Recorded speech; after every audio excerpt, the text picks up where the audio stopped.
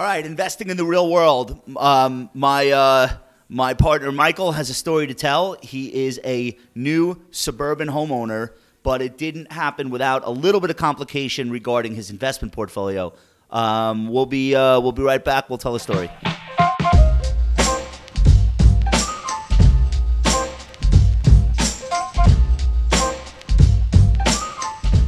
All right, Mike.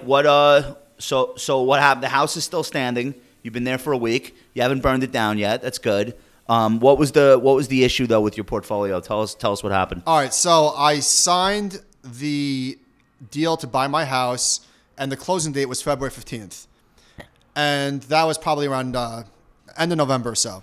Okay. So I put my house on the market, my apartment on the market, like probably the second or third week in December. Not great timing. Like the bottom of the market. No, I'm just saying, like, who's looking for houses in December? Now, the city is a little bit different because it's not like people are trying to get in for the school year like on Long Island. But so a little bit time went by, and I wasn't getting as many hits as I maybe anticipated. And so it was January 20th or so. And my closing date on the house was like 3 weeks away. So I'm starting to feel the heat from my wife internally. The heat about what? You needed cash. I need money. Yeah. Like okay. from closing in 3 weeks. Okay. So I called my banker and I told him what's going on. I said, listen, here's the deal. Are there like do bridge loans exist? Do I need to go to a loan shark? Like, what do I do? I need money to come up with this down payment. So he said, do you have some money? I said, yes. I didn't tell him that it was on the stock market. He said, give me 24 hours and I'll come back to you with what we can do. Meaning you could put up some money and get a loan against that? Yeah. Like collateralize cash? No. That's not what I was thinking. What I was thinking was that if I had, say, whatever, 10%, that they would be able to float me the other 10% or something, or maybe I put down 10% and then this is the mortgage broker? Yeah, I don't know how this works. All right, so I'm just like trying to be creative. Go ahead. So we're coming up with ideas, and he said, give me 24 hours. So right then and there, I thought, okay, I might need this money like literally in 3 weeks, all of it. At that point, the market had already bounced like 7 or 8% from the lows. So I felt pretty lucky. What? But so you're in like ETFs, index funds. Yeah. You don't have individual stock positions. The only individual stock I had was Berkshire Hathaway. Right, but the market is in drawdown, and it's like it had bounced back, but not all the way. Yeah, no, not all the way at all. Sell. And things were dicey, and it wasn't like an emotional decision. I wherever the market was, I would have sold. You have no choice. It didn't matter. I needed the money. Okay. All right, so you sold. So I sold, and then like literally 2 days later, I found an all-cash buyer. It was like a unicorn. Just showed up. But it was sort of unusual in the way that it came about, and I have a very small call-out board. So I didn't necessarily know that it was going to go through. So I waited for that closing to take place before I put my money back in the market. And then over the time, the market bounced, I don't know, another 5 or 6%. So between the haircut I took from taxes and getting back higher, I experienced my very own personal bear market. So the point of all this is You took a 20% hit from like where you sold and including where you bought back and all the fees in between. And so big deal. You know, that's life. I'm not like, I don't feel sorry or anything like that. It was out of my hands. But the point is that when we do all of these back tests and spreadsheets, and I'm more guilty of this than anyone, throw it out the window because that's not real life. So like all the posts where if you would have invested $10,000 in a 60-40 portfolio in 1989 and over the last 30 years, this is what it would have accrued to. Yeah, life doesn't show up on a spreadsheet. It's bloodless. Yeah, it's totally. like it doesn't account for 1 year you had to take money out to pay taxes, or 1 year your son needed a loan to start a bit. Like none of that's in that data, but that's real life.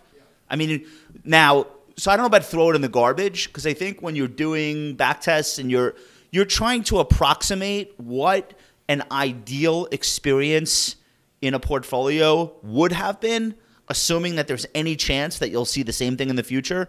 We both know the future will look somewhat different, and we also know that nobody has an ideal experience. However, what else do you have? Like, in other words, what is the alternative to presenting these kind of bloodless back tests? Well, so what I think, nothing. What I think is that you look at the past not to determine what the best case outcome was. If you had stayed invested the entire time, reinvested every single dividend, never sold, never did anything. But really the point is to show a range of outcomes so that this is like what sort of band we can expect in the future. And it's fucking wide. Let's say you were a client of our firm and you weren't yourself. And so one of the people that work here were your financial advisor. Would they have allowed you to go into December fully invested, knowing that by February you would need to come up with money for a down payment, or would they Absolutely not. But they would have talked you out of staying in the market? I did not think I was going to be in that position. You thought you were going to have an all-cash buyer? No, but I thought that I was going to close on my apartment, take that money, and roll it into the down payment You for the house. thought the apartment would sell first, and then you'd have some money. Yeah. All of my money from the apartment went into the house. So that's what I anticipated happening. It never occurred to me that I was going to have to take this money. So you had one scenario in mind, and that scenario didn't materialize, so you had to call an audible. Correct. And, all right. So I'm curious, like, if you would have presented that one scenario to, let's say, Brian Rosen, one of our advisors in Chicago, what he would have said, okay, that'll be nice if that happens, but here's what might also happen. I think it's very given. And then you would have hung up on him. Given where I lived, that the apartments turned over pretty quickly. It was very reasonable to anticipate selling before buying, and I did. Yeah, Brooklyn real estate's like an assembly line, like a conveyor belt. It's just nonstop buys and sells. Right. It's not like most of the country. And so then the irony is that I didn't even close on my house on Long Island for another like 60 days. Yeah, you lived in a basement while you had an all cash bid for a Brooklyn apartment. Yeah. It's unbelievable. Last question: Why don't you just hit up Old Man Ritholtz for a bridge loan? You know how liquid that guy is? You have any idea? Did that thought cross your mind, or no way? Never ever. No. To borrow money from anybody never occurred to me. I would no. Like a family member? No. I mean, that's what people do in this world. Yeah. No. I mean, I'm not offering, but I'm just saying.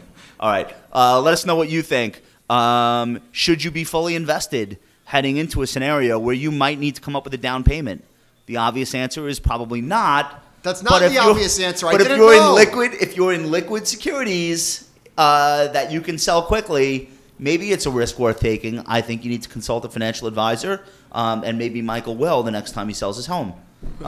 Leave us your feedback. Definitely make sure to go ahead and click that like button, and we'll talk to you soon.